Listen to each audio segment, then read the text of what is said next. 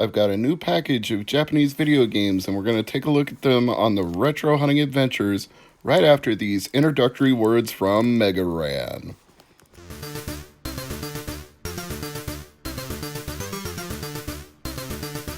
Yo, this is MegaManFan, and you need to rock and or roll on over to Mr. MegaManFan's YouTube channel, because it's all that rush to make it happen. Peace! So this is Mr. MegaManFan. Thank you as always for watching. I hit up my favorite international seller, Japan for You, on eBay and picked up 6 import games for about 18 bucks, including the shipping. The games were from $1 to $2 a piece, and the shipping was about $5 to $6. Pretty good deal, so cannot complain. And once I get the bubble wrap off of all of these well-packed games, I'll be able to show you which ones I picked up, and then we'll take a look at the Famicom games.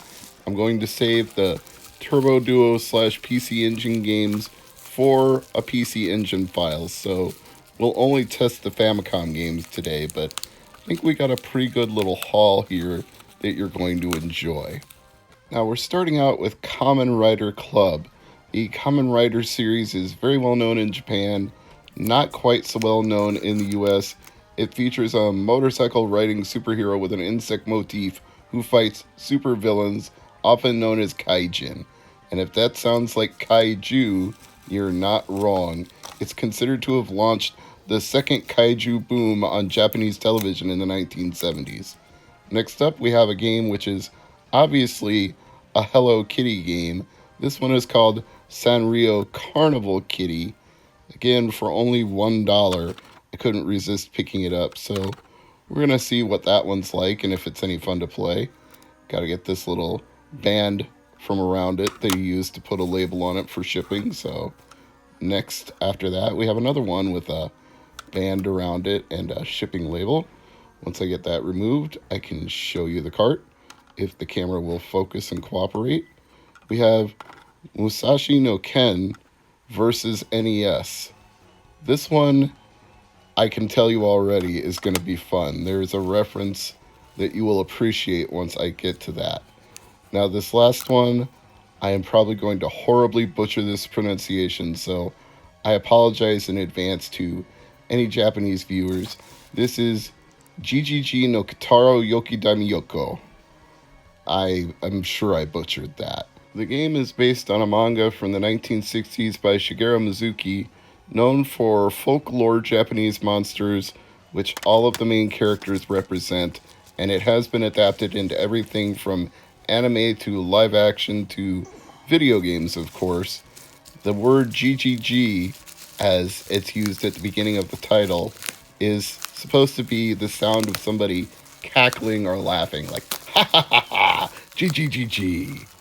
So we've got a couple more games here, as I mentioned, Turbo Duo / PC Engine games.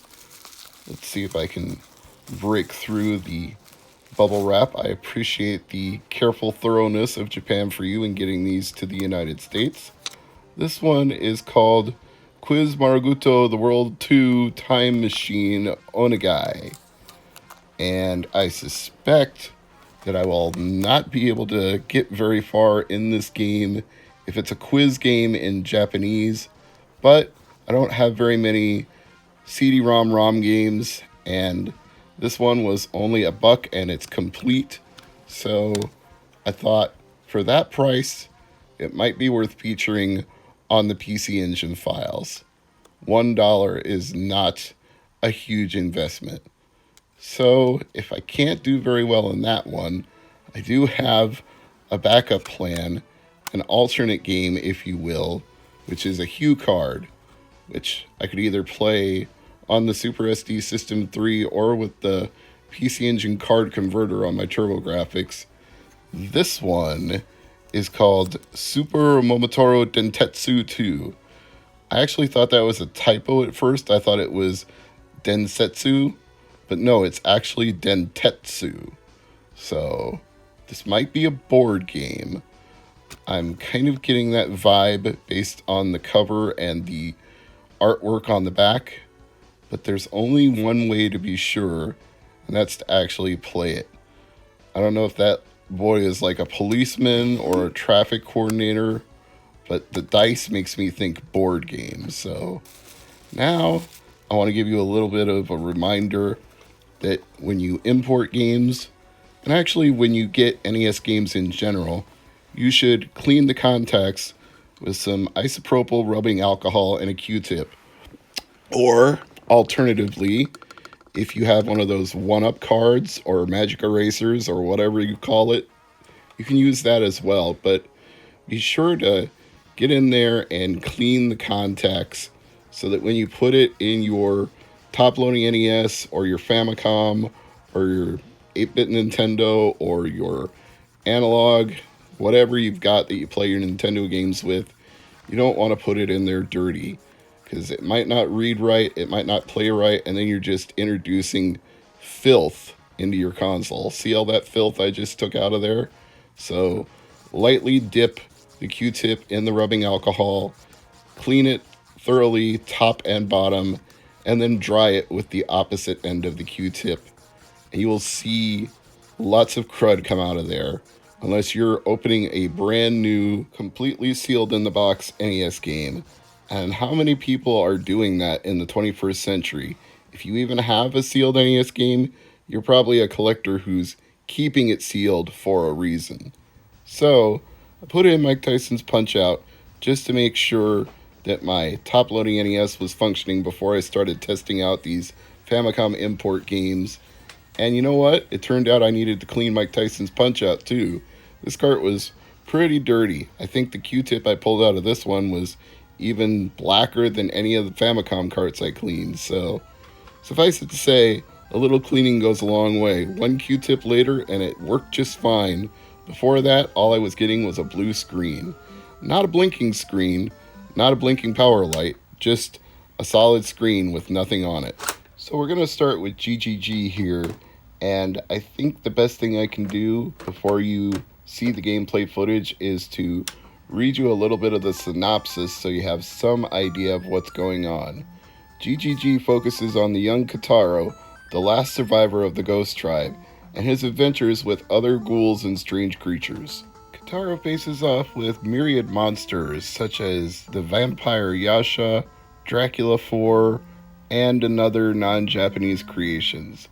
Kitaro also locks heads with the malevolent yokai who threaten the balance between Japanese creatures and humans.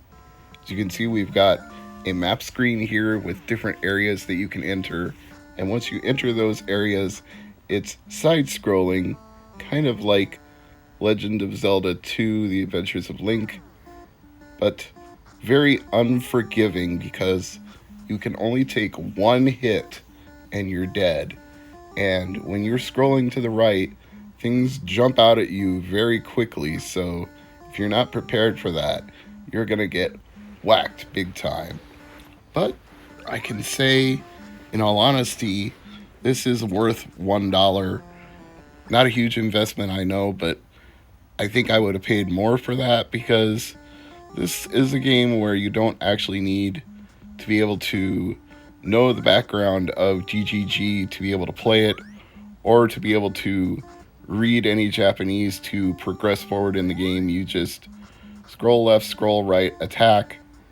It's not overly difficult to play, which you never know when you're importing a game and you don't speak the language and you don't read the language, whether or not you're going to be able to make any progress. And obviously, I didn't make a lot of progress there, but I feel like I could get better at it with time.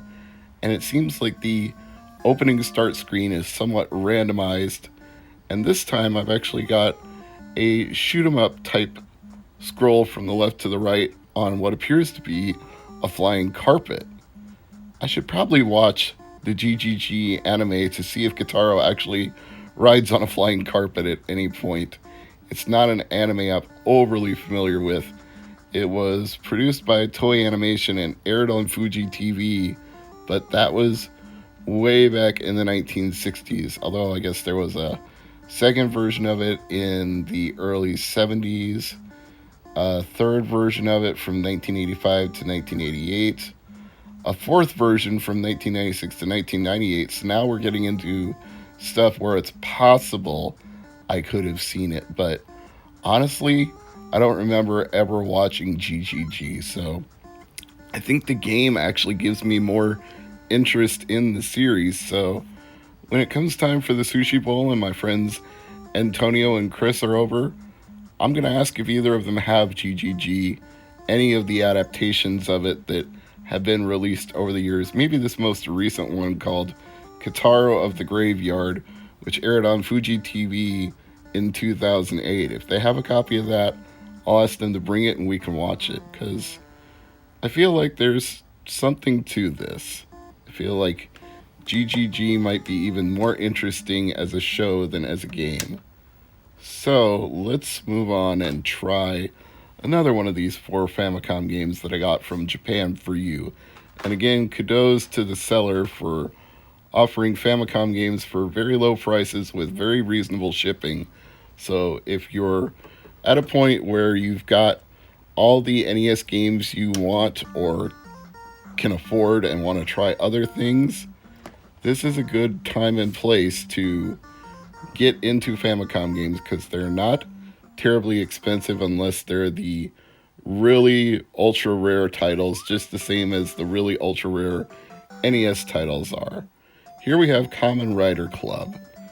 As previously mentioned, this is also a popular series in Japan, and Bandai mostly owns the rights to sell Kamen Rider toys, but I don't know if that applies to the video games as well.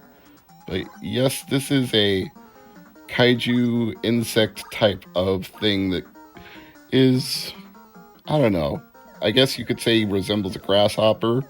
That's what Wikipedia says, but then it goes into this sumo type battle.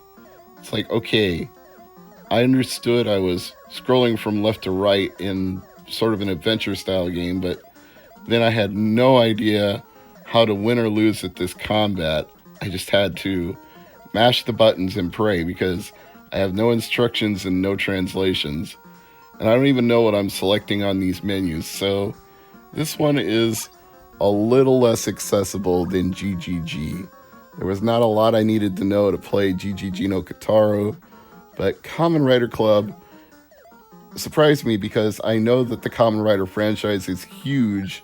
So I figured this would be very simple because it's going to have a broad appeal to a lot of people, especially younger players, but it's actually quite esoteric. And I think there's some sort of comedy going on here, because when I try to jump over obstacles, I bonk my head into things and it gets squished like a pancake. Kind of a Wario thing going on there, like the Wario Land games where you can flatten him and then use him to get through narrow areas, but it doesn't seem like that's what I'm doing with my protagonist in Kamen Rider Club. And I'm not sure if that was an item, but it didn't seem like I could pick it up. I'm not too fond of Kamen Rider Club. It was only $1, so not saying it's like a waste of time or money, but I was definitely having more fun with GGG no Kataro, so of the two, I would go back to that one first before Kamen Rider Club. But Kamen Rider Club did have a very nice looking label on the top and the front, and a very nicely shaped style Famicom cart, just not the regular squared off cart, so I did get a kick out of that. Now here we have Musashi no Ken, and if this seems instantly familiar to you, there's a good reason why. I'll show you a little bit of something that will tell you where you've seen this before. 634 Ken? Never heard of that one. Ooh, that's a real winner. Believe it or not, I had no idea this was 634 Ken when I bought it, but when I plugged it in, I was like, oh shit, JonTron plug and play, Game Phillip, Power Cracker, crack this. I started cracking up right away. It was like, wow. I had no idea I was going to play 634 Ken. And you know what? It's actually pretty fun. I'm enjoying running from left to right, taking out these enemies and collecting these power-ups or items, whatever they might happen to be above me. It's another one of these games where I don't feel like you have to have an intimate knowledge of the source material, but just in case you're interested in the source material, I'll tell you a little bit about it. Musashi no Ken is about the son of two kendo champions named Musashi, of course. He wants to be as great at kendo as his parents, so he goes through a series of trainings and rituals that will prepare him to be a great kendo master. And the game follows loosely along with this plot as well. There's a single player mode and a two-player versus mode, which explains the versus part of the title of the game. But in the single player mode, you do exactly what I'm doing here. You run from left to right through an obstacle course, collecting swords and items, and your pet Akito will follow you, and you must not fall too far behind him. I'm not sure what happens if you fall too far behind him, because usually I'm getting killed by obstacles in the course, so maybe you die if you fall too far behind him as well. But once you get through this part, you also go to a competition where you must defeat 5 people and win a tournament, and the swords you collected in the obstacle course power you up for the tournament, so there's a good reason to get as many as you can. Now, I want to spend some more time playing 634 Ken later on, but we've got one more game to test here to wrap up this episode of the Retro Hunting Adventures, and it is the Sanrio Carnival Kitty game, or as I would say, the Hello Kitty game.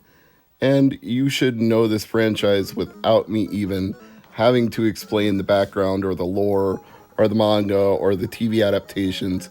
It's just Hello Kitty, Sanrio's most beloved franchise, most well-known mascot, the one that is just about damn near on everything. There's even a Hello Kitty Dreamcast.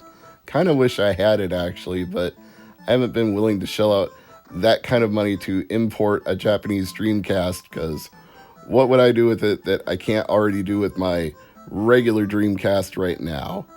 So what we have here are some oversized blocks of Hello Kitty characters being dropped, and unlike certain games like Puyo Puyo, when you make a drop, it doesn't break off a piece. It just only breaks when you match, and you have to match at least 3, and there's very little room to maneuver here because these are giant blocks and they fill up the entire screen, but I feel like that's done purposefully. It was meant to be bright, large, colorful, and charming. This is obviously a game intended for the young, but it is also a puzzle game, which ironically enough makes it very easily accessible. If you played any Puyo Puyo or column style games, you'll be able to get into this one right away. I'm Mr. MegaManFan. This is the Retro Hunting Adventures. Thank you for watching.